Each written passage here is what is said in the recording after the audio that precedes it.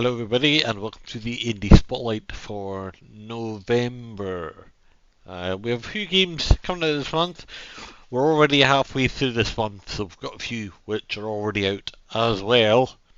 Now the reason I've delayed it till the middle of the month, a few reasons for that. The first reason is that most indie sales don't happen on day one, on the day of release. A lot of them do. People will wishlist from X for various links and videos you've seen, but a lot of those sales, at least in my mind, don't happen on day one of its release. So I'm not too worried about time efficiency for those. The second reason is because they released the Indie Game of the Year announcements on the Game Awards today, and I'll have a look at those as well. We'll do that at the end. And then the third reason, which I'll talk about later on in a bit more detail, was the announcement from the City Skylines 2 from Paradox and Lord, who are changing the direction of development, shall we say. So we'll circle back to that at the end. But before we do that, let's run a few games coming out this month. Like I say, a few that are already out. I'm recording this on the 18th of November. So we've got the first 18 days of games already come out, and the next half will come out, and so on and so on. So, a couple of games to mention. First one's called Brew. Now, I quite like the look of this one. This one is a sort of action roguelike platformer looking game. It's designed in the sort of art style of like a cartoon, like an early 80s cartoon, like a Tom and Jerry, things like that, which are I like that sort of thing. So basically what the story is you play as a cat, it appears to be a cat, and you enroll in the Alchemy Academy, which is a large sort of tower of alchemy classes, and essentially you work your way up the tower through using potions, defeating enemies, upgrading skills, so on. All the while learning new alchemy skills from your classes, and new potions and powers and so on, and you're basically trying to fight your way to the top of the tower. That's basically what you're doing. So it's a sort of action adventure roguelite, if you like. It's done by Snowleaf Studios, and that one was out on the 6th of November. So, like I say, Brew. So if you want to check that one out, go straight ahead. There's a demo for it. The demo is still available, so you can try before you buy on that one. Right, next one also came out on the 6th, and it also has a demo. This one's called Unbeatable. Now this is a sort of rhythmic-based narrative adventure game. So what basically happens is you play a musician called Beat. It's set in a sort of anime game, like a Digimon cartoon or something, and you play as a person called Beat, who lives in a city where music is illegal. It is banned, so basically you join Beat and her band on the run in a sort of narrative adventure game which utilises lots of music, lots of rhythmic tapping, button pressing and things. Like I say, it's styled like an anime cartoon. Think of like a Digimon or a Pokemon or something like that. Like I say, this one also has a demo available if you want to try this one as well. It looks very good, but I'm rubbish at rhythmic music games, so I'll probably be giving this one a wide berth. This one's also available on the PlayStation and the Xbox as well. So it's a console game as well as PC game. That was done by DCL Games, and that one was out on the 6th as well. Right, third one was out the following day. It was out on the 7th. This one's called Lone Fungus Melody of Spores. Now this one's a follow-up of sorts to the first game, which was called Lone Fungus, just Lone Fungus. That's done by Basti Games. What the game is it's a sort of wildlife-looking, detailed, pixel artish platformer, where they utilise mushrooms and insects and things to create this sort of very natural environment. So you play as a mushroom, obviously, and basically you're on a quest of sorts to find the mysterious foe called the Spirit Beast. and along the way you'll encounter enemies, rival crews, and so on. So it's a little like the early 2D Mario games, although it's a little bit faster paced and colourful than those, because it's newer. But that's the sort of game in this. There is a lot of mini games, there is a lot of gameplay in it, there's a lot of side levels. There's just a lot to it. It looks like a really beautiful game. Just looking at it, it's very colourful. It actually reminds me a lot of the game I've been playing, While the Iron's Hot. It just drawing it the way it's hand drawn and coloured in looks very much like that. So I do like the way it looks a lot. Like I say, that one was out on the 7th of November. Right, next one is in early access. This one's called Into the Grid. Now this one is a sort of cyberpunk roguelike hacking game. So basically the way it plays is you play, well, there's two gameplay elements. One is when you're facing mechs in a sort of first person view, and the second is when you are controlling a character. You play it in a sort of top-down mode, a bit like a Disco Elysium type thing, and your job's basically ethical hacking. So the idea is you're kind of in cyberspace amongst evil corporations and things, and powerful program upgrades and all that stuff. That's your kind of job. Art style, it's very cyberpunky, very futuristic, I should say, which I quite like. There's lots of perks and skills to upgrade and things like that, which is good. Like I say, it's in early access, so it's not actually a finished product. But yeah, if you like that sort of thing, Into the Grid, that one's out on the 10th. It's done by Flatline Studios, and it's in early access. Right, next one, and I quite like this one. I might get it myself. This one's called Goodnight Universe. Now in this one, you play as a 6-month-old baby called Isaac, and this baby develops psychic powers.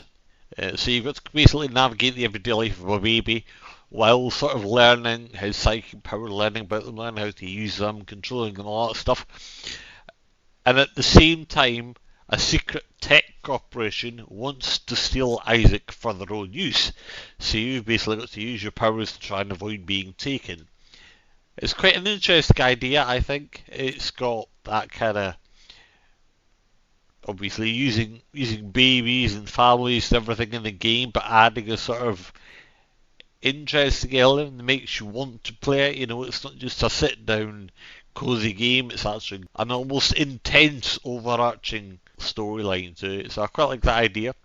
That one was out on the 11th, and that one was done by Nice Dream. Now, Goodnight Universe is also on the PlayStation, the Xbox, the Switch, and the Switch 2, so you can also get console versions of that one. Right, next one, and I played this one earlier today, and I can see it's very good. This one's called Winter Burrow. Now, this is a sort of wildlife-based crafting, building, collecting, creature fighting game. It's a cozy wildlife game that takes place in the winter, as you might guess from the name.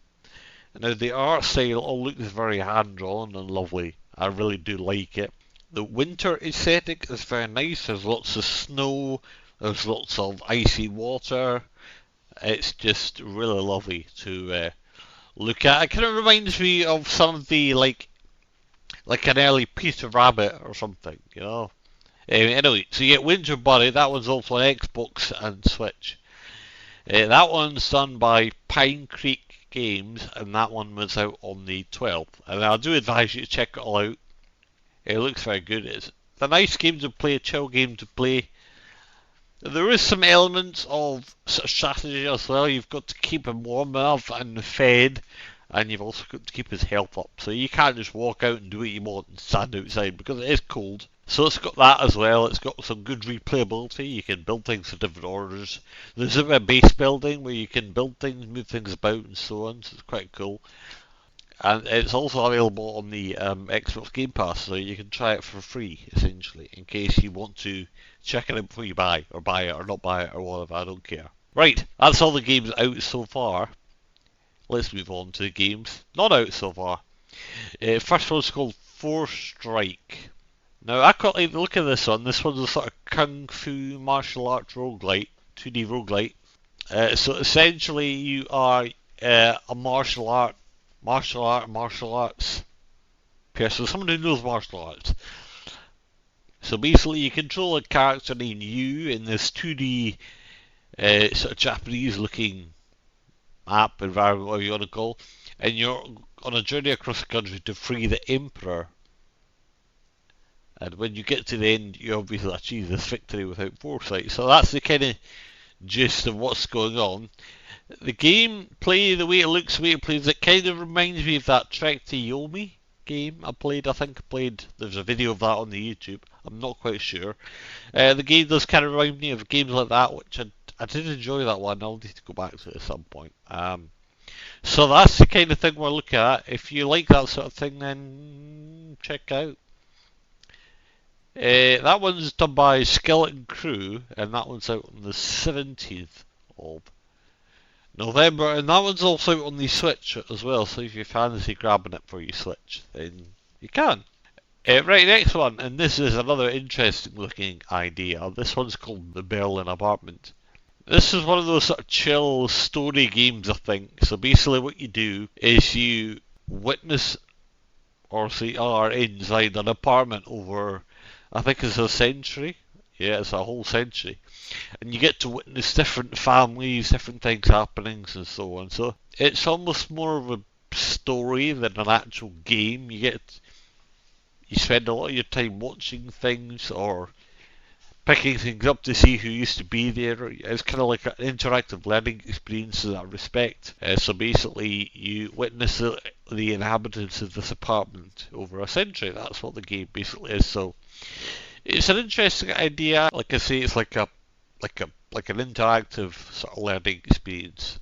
In terms of the art style, it looks a little bit like that painting game I played, Behind the Frame. I do have it somewhere. So it looks a bit like that. So it looks a little bit like a watercolour painting or something like that. Yes, hard to explain. You should watch it for yourself. See what you think. Probably the best way to go about it. That one's out. That was done by BTF, and it's out on the 17th of November as well. And that one's also on the PlayStation and the Xbox.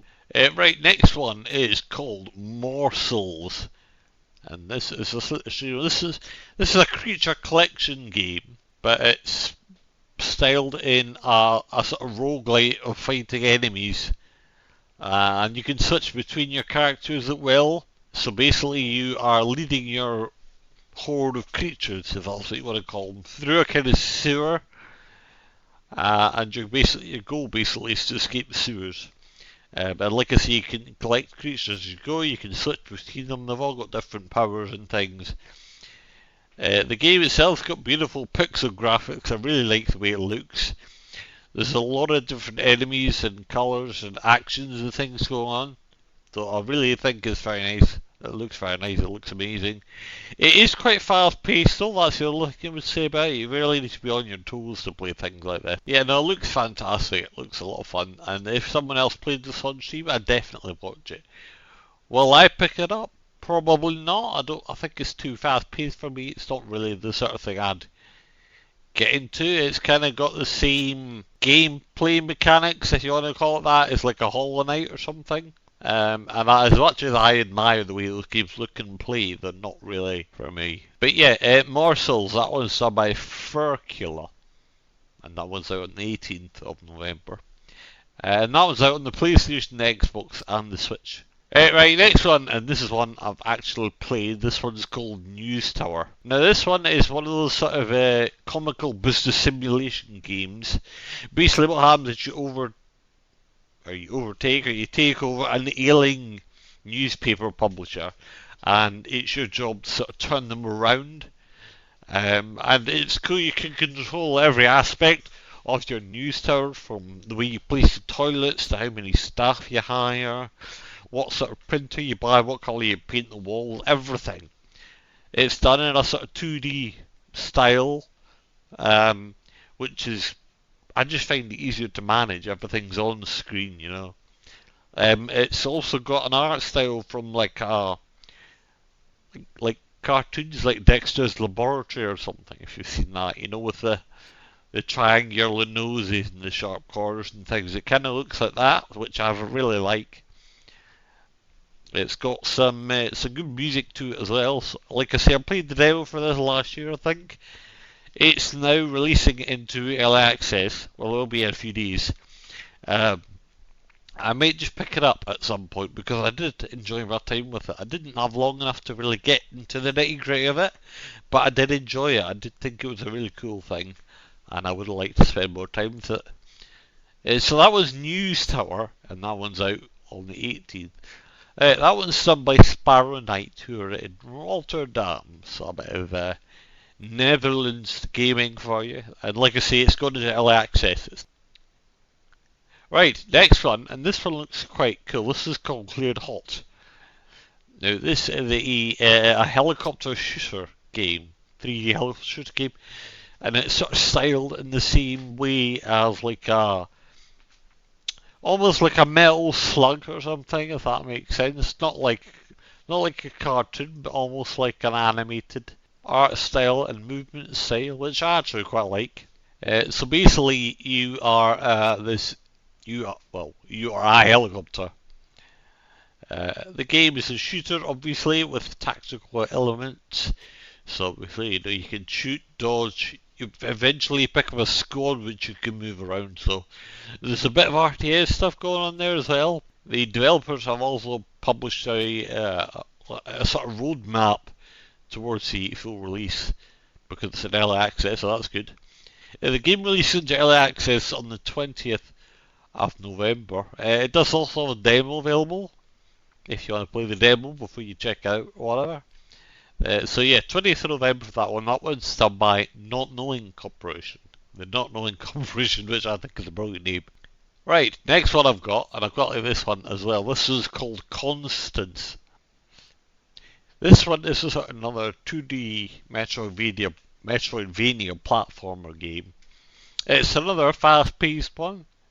It looks very nice. It's got sort of not a pixel art style to it, but it's a lot of hand drawing, a lot of glowing elements and things going on. It's just a really nice 2D world. Now this one's quite an interesting story to it. So it's a 2D action adventure. So basically what the story is, you play as an artist, a paintbrush wielding artist. You use a paintbrush to fight, there is a bit of combat and so on.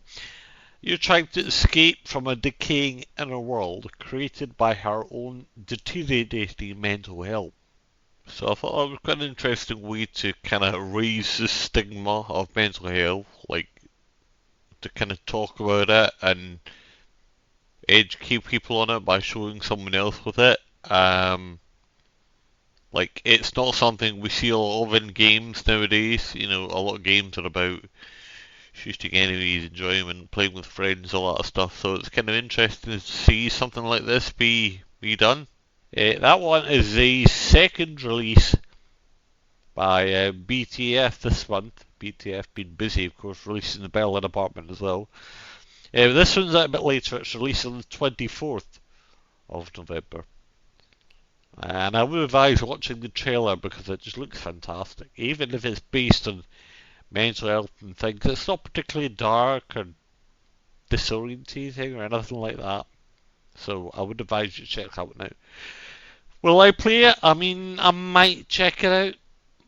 If I can maybe buy it and play it and return it, or play a demo somewhere or something, I'll definitely try that. Or watch someone play it, we'll see what happens. But yeah, it definitely interests me, that one. Right, last one I've got for this one is called AILA. I think that's how you say it, AILA. So basically what this one is a first-person horror game. First-person immersive psychological horror game. So basically you are a game tester for our new AI system. When you put this AI system on, it takes you through various horror experiences which prey on your deepest fears. Now there is some blood and gore, there is some combat, there's lots of dark, scary scenes and things going on. I think Hierarchy would like this is definitely his cup of tea. Not for me, but I do think it looks cool, and I would probably watch someone play it. Now, the one thing I would add is when you put the AI headset on, the action sequences are first person. So obviously, if you're not a fan of FPSs or whatever it is, then maybe it's not for you. But that's for you to decide. That one's got a demo available for you, which you can play now if you're not sure. And then when it releases on the 25th, it goes into early access. So that one's not finished yet either. That one's done by Pulsatrick Studios. I think that's how you pronounce it, Pulsatrick Studios. Right, that's all I've got for this month. There are probably more that I've missed, but I can't do everything, so I'll just leave there. Just before I go, I wanted to talk about a few things. First of all, the news of the City Skylines change of developers. So that broke yesterday, Monday the 17th. And we were, well, I was a bit shocked by it. I sort of read it and I thought, well, you know, it's not been doing well, okay, but I didn't really expect something like that to happen. It's a bit unprecedented for a game to change developer. And then I started digging a bit deeper and it started to unravel and I worked out why. So basically what happened is Colossal Order, who were developing City Skylines, of course, did the first game. They came up with the first game, so they basically came up with the City Skylines IP. Now, at this point, the game was in development, and Paradox Interactive were approached as a possible publisher. They saw what was going on and decided they wanted a piece of the pie for themselves, essentially. So they made Colossal Order an offer to basically buy a share in the company or buy them out or whatever. Colossal Order refused and offered them the IP for City Skylines instead. So Paradox took that offer, so they now own the IP for City Skylines. Which at the time was fine, because Colossal Order were making money off the City Skylines 1, which was hugely successful.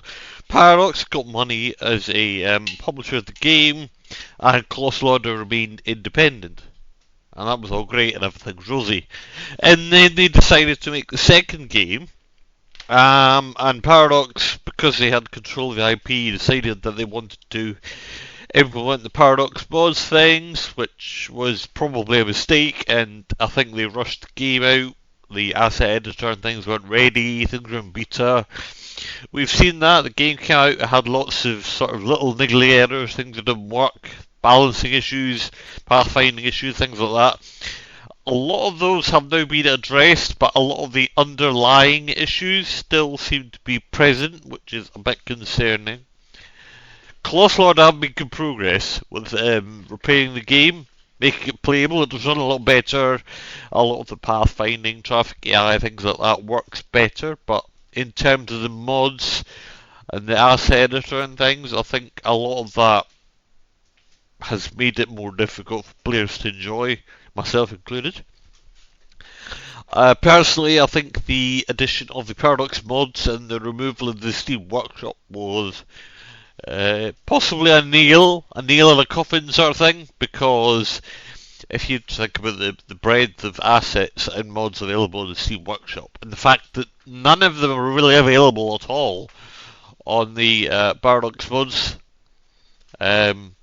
program is a great shame, really, because part of the beauty of City Skylines is being able to mod and add in every single part of the game. So they've now got rid of that, so that's a little bit disappointing. So I think that was part of Colossal Order's death wish. You know, was Paradox asserting more control and deciding that they wanted to implement their own modding models and controls and everything, and basically Paradox have asserted too much of their own control, I think, in my mind, and that has led to Colossal Order basically taking the blame for what's left.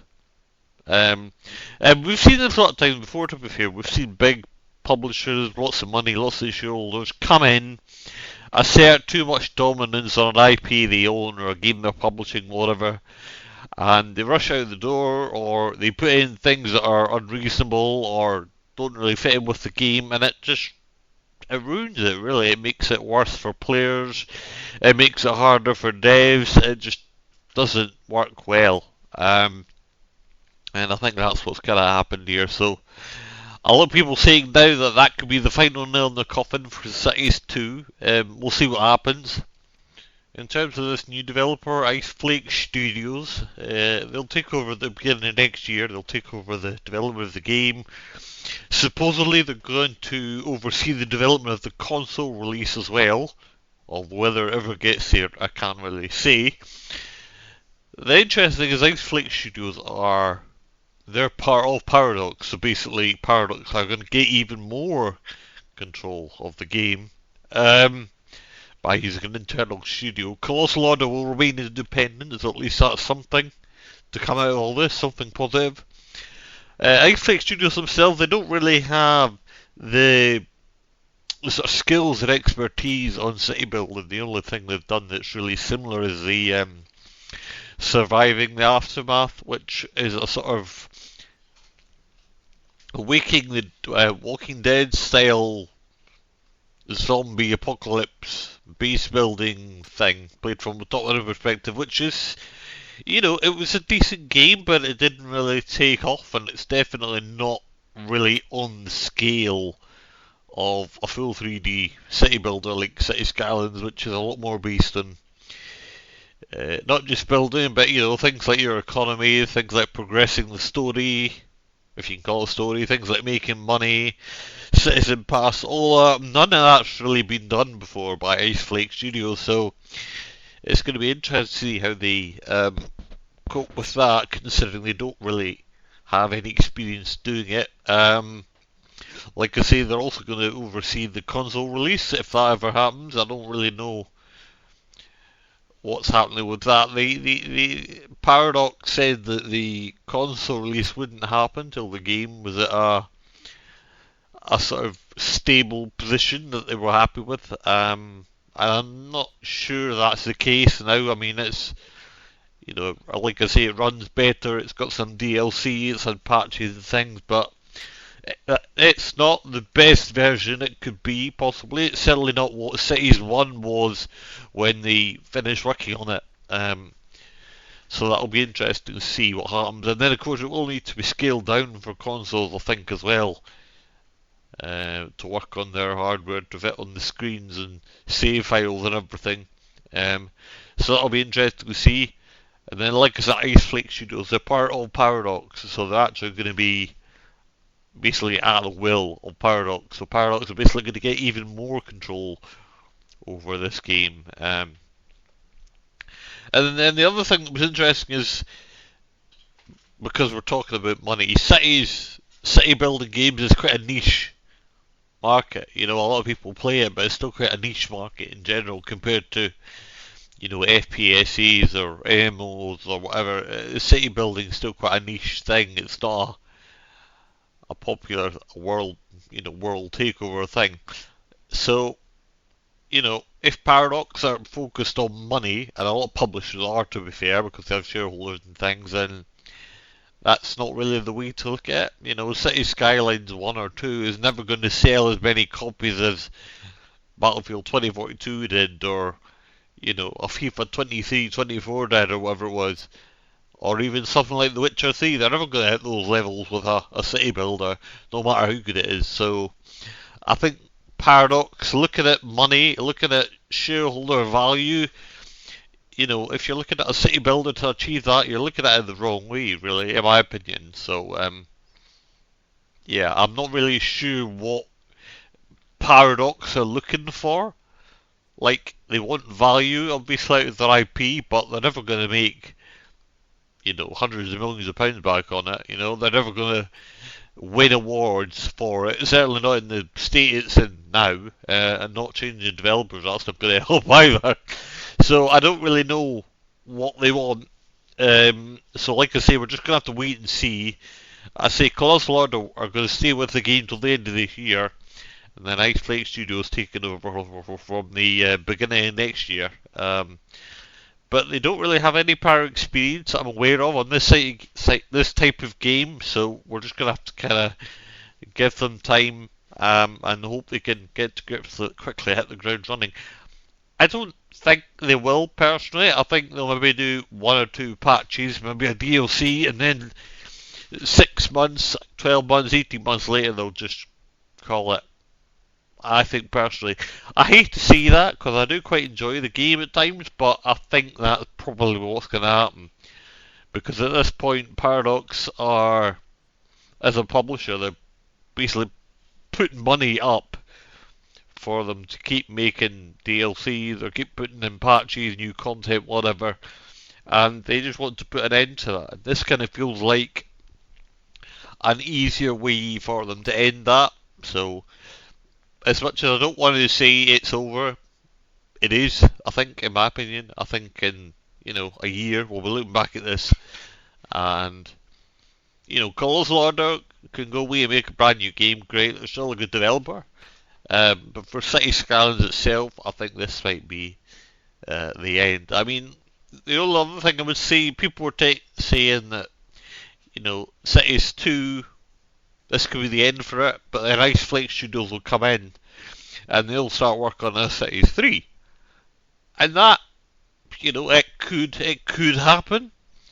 Like, as I said, they don't really have the experience. They aren't really familiar with the sort of scale and the way these things work, but it could happen. They absolutely could nail it, hit the ground running, and make it a huge success, and make a third game, and sell 15, 20 million copies, which is still not hundreds of millions, but it's good for a city builder. But I personally don't think that'll happen. Like, as I say, it absolutely could, but I don't think it will. And then I think 2 will probably get cancelled at some point as well, because Ice Flake just don't have the capacity to do that. Like, they haven't really made a game of this scale. They aren't really familiar with the way city builders kind of work. Like, I'm sure the guys have seen them, played them, but that's not the same as making it.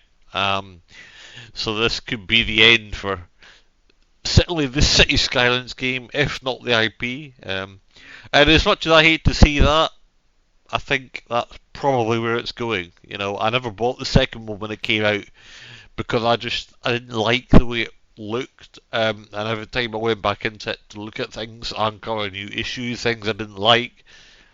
I always thought I would buy it one day, but then of course it never really became the game that we kind of wanted it to be, that we were kind of promised. And I wonder if that's why Paradox have acted now as well, because it's still not what players were looking for. Like, it's not a bad game now, it works better than before, but it's still not the game that players were promised that they wanted. And I wonder if that's why this has all happened now, but I can't say for sure. Like I say, we'll just have to wait and see how this Ice Flake Studios get on, but I don't see them doing well, because just they don't have the experience. They aren't the team they're made to do that. They haven't worked on this type of game before, really, and I don't think they have the scale. And then the fact that they work for the publisher, I just lets Paradox tell them what to do. It means they won't have any sort of autonomy at all.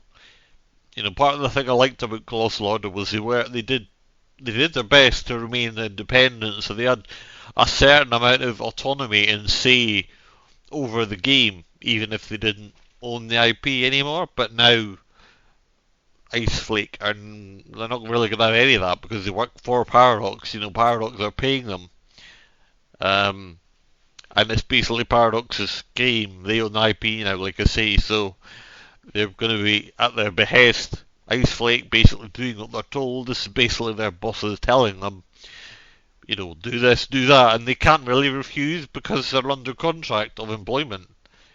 This becomes now less about game development and more about workers' rights.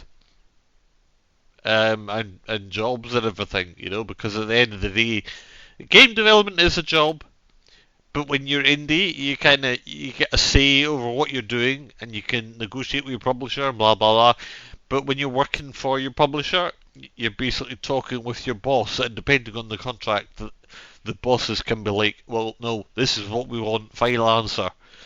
And I think that's what's happening now, and I think that's why Cities is going to not necessarily end right now, but in 12, 18 months maybe, we'll see it slowly wind down. It'll still be playable because it's an offline game, but it won't be, they won't keep working on it. They won't keep putting patches out, DLC, whatever.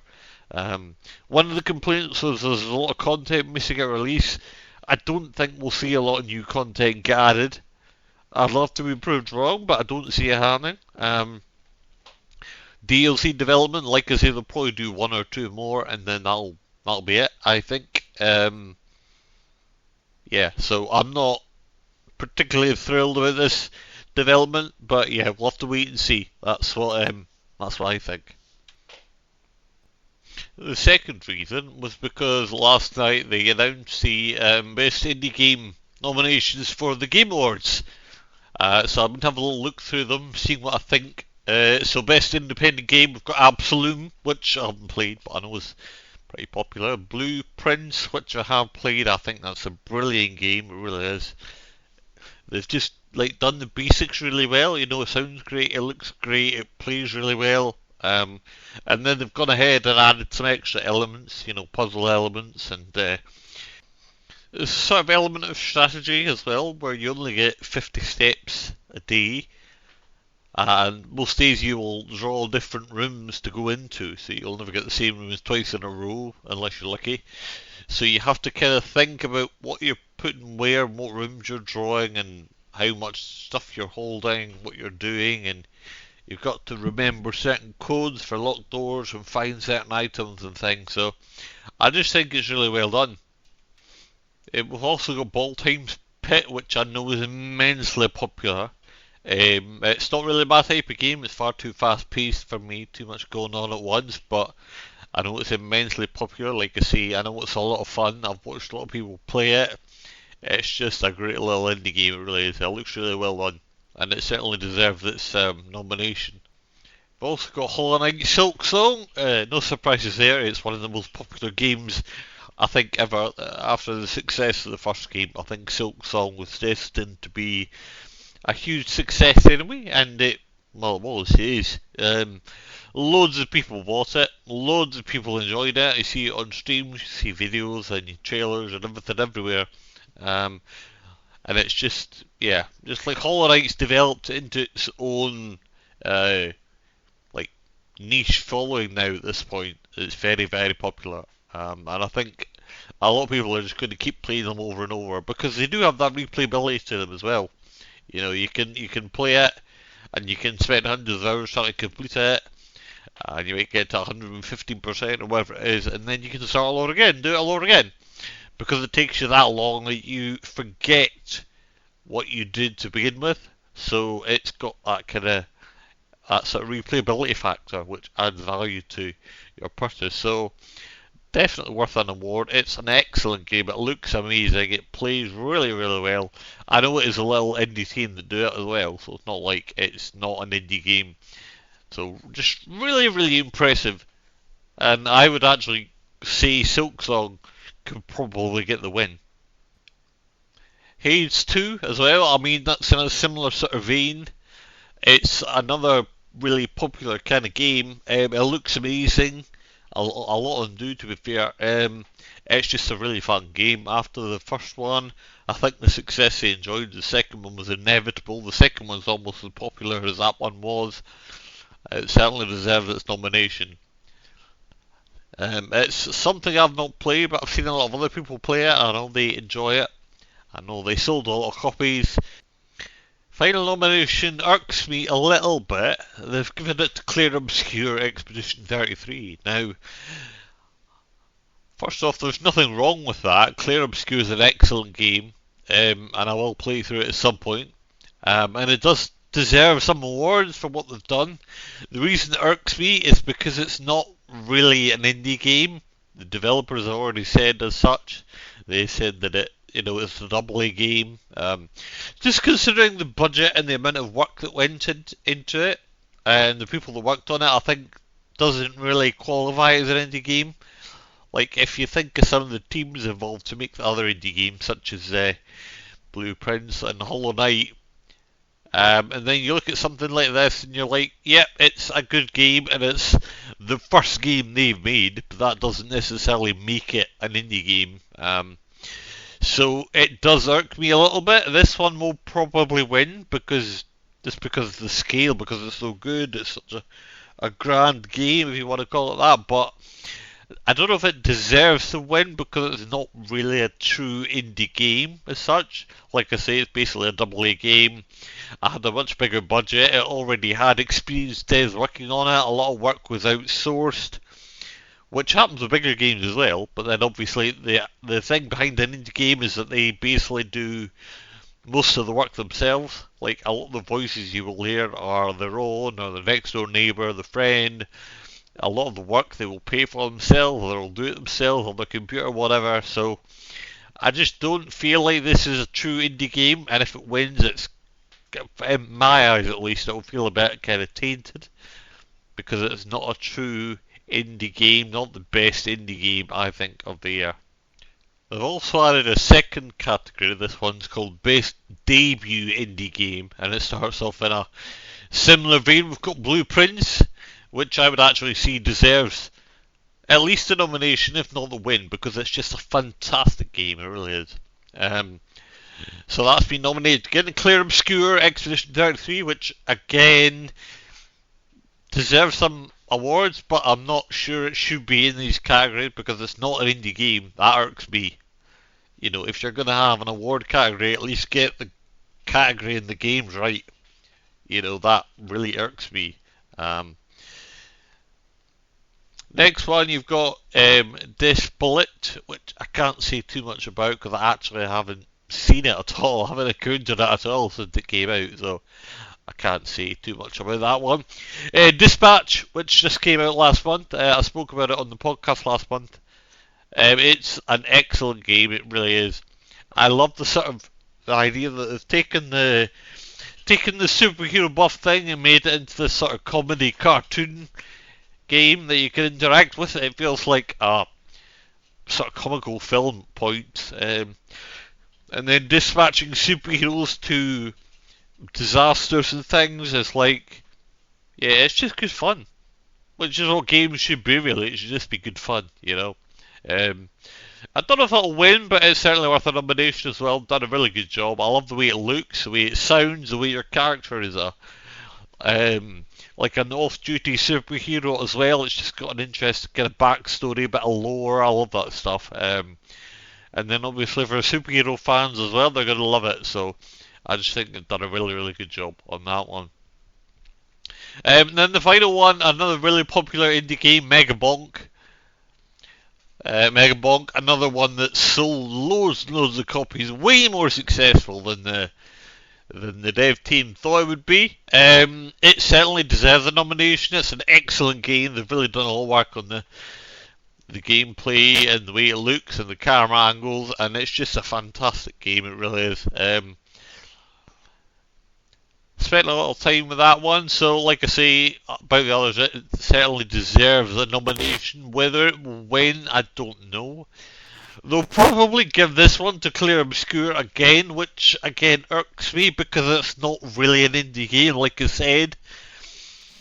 I would say out of the other four that Blueprints would probably get the win for me. Out of Blueprints, Desplit, Dispatch, Megabonk, I think Blueprints, just for like, because we're talking best debut indie game, just for not only how good it is, but the originality, you know, and the sort of genre and feeling and everything all around the game, I think is excellent. They've done all work on that, so I think it would deserve the win if it got it, but they'll probably give it to Clear Obscure again, which, as I keep saying, is not an indie game. I wish they'd addressed that because they've basically done best indie game, best debut indie game, and it isn't an indie game.